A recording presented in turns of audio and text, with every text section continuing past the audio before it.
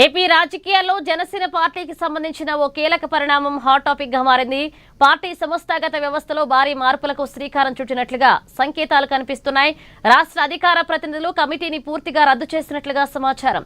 కొత్త కమిటీలు ఏర్పాటు చేసే వరకు పార్టీ తరపున ఎలాంటి అధికారిక ప్రకటనలు చేయొద్దని, మీడియా ముందుకు పార్టీకి ప్రాతినిధ్యం వహించొద్దని ఉప ముఖ్యమంత్రి పవన్ కళ్యాణ్ ఆదేశించినట్లుగా ప్రచారం జరుగుతుంది. ఇక దీంతో జనసేనలో ఏం జరగబోతుంది, ఈ నిర్ణయం వెనుక అసలు కారణం ఏంటి అనే అంశంపై రాజకీయ వర్గాల్లో ఆసక్తికర చర్చ సాగుతుంది. ఇదే అంశానికి సంబంధించి మరిన్ని అప్డేట్స్ అందించడానికి మా ప్రతినిధి రాఘవ ఫోన్ లైన్ లో సిద్ధంగా ఉన్నారు. రాఘవ.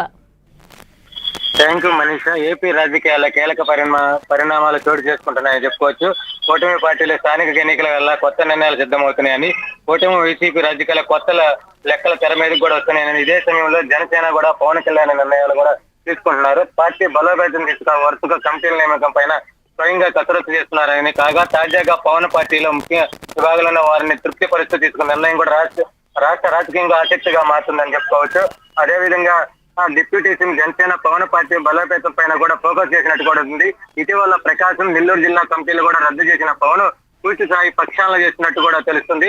రాష్ట్ర వ్యాప్తంగా కొత్త కమిటీలు ఏర్పాటు కోసం కేడర్కే బాధ్యతలు అప్పగించారు. ఇందుకోసం ఇప్పటికే పార్లమెంటు వారీగా కమిటీలు ప్రకటించారు. ఈ కసరత్తును పవన్ స్వయంగా పర్యవేక్షిస్తున్నారు. ఇదే సమయంలో పవన్ మరో కీలక నిర్ణయం తీసుకున్నట్టు కూడా తెలుస్తుంది. జనసేన పార్టీ అధికార ప్రతినిధులు కూడా రద్దు చేస్తూ ఉత్తర్వులు జారీ చేసినట్టు సమాచారం. ప్రస్తుతం తెలుగు రాష్ట్రాల్లో పార్టీ వాయిస్ వినిపిస్తున్న 26 మంది అధికార ప్రతినిధులు వారి బాధ్యత నుంచి కూడా తప్పించినట్టు కూడా తెలుస్తుంది.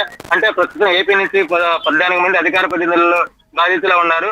వాళ్ళు కూడా తప్పించినట్టు కూడా తెలుస్తుంది. అయితే కాగా పార్టీ తాజా ఆదేశాల్లో కూడా కీలక అంశాలు కూడా స్పష్టం చేశారు. అంటే నూతన కమిటీ ప్రకటించే వరకు కూడా ఎవరు టీవీ డిబేట్ లో కానీ పాల్గొనకూడదని ఆదేశించినట్టు కూడా సమాచారం. అదే విధంగా నూతన కమిటీలు ప్రకటించే వరకు ఎటువంటి ప్రకటనలు కానీ మీడియా ముందు కానీ చర్చల్లో కూడా పనుకురాదని కూడా చూసినట్టు కూడా తెలుస్తుంది. త్వరలో అధికార ప్రతినిధులు కొత్త జాబితాని పార్టీ అధినేత్రం ఖరారు చేసే అవకాశం కూడా ఉందని చెప్పుకోవచ్చు.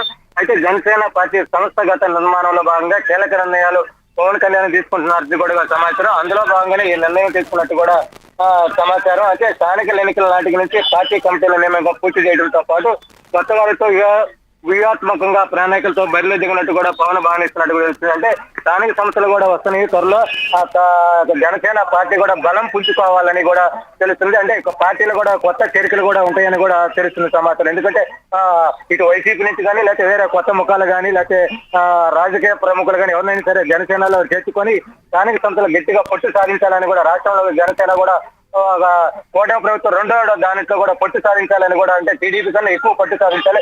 కొన్ని కార్పొరేషన్లు కానీ కొన్ని మున్సిపాలిటీ కానీ కొన్ని పంచాయతీలు కూడా ఎక్కువ గెలిచేటట్టు కూడా ఈ కమిటీలు రద్దు చేసినట్టు కూడా తెలుస్తుంది. ఎందుకంటే స్థానికంగా కూడా సంస్థలు కూడా ఇంకా సెప్టెంబర్ కానీ అక్టోబర్ కూడా ప్రకటించే అవకాశం ఉంది. అంటే నిన్న చంద్రబాబు నాయుడు కూడా అంటే సెప్టెంబర్ అక్టోబర్ లో కూడా త్వరలో స్థానిక సంస్థలు కూడా జరుగుతాయని కూడా ప్రకటించడం కూడా జరుగుతుంది.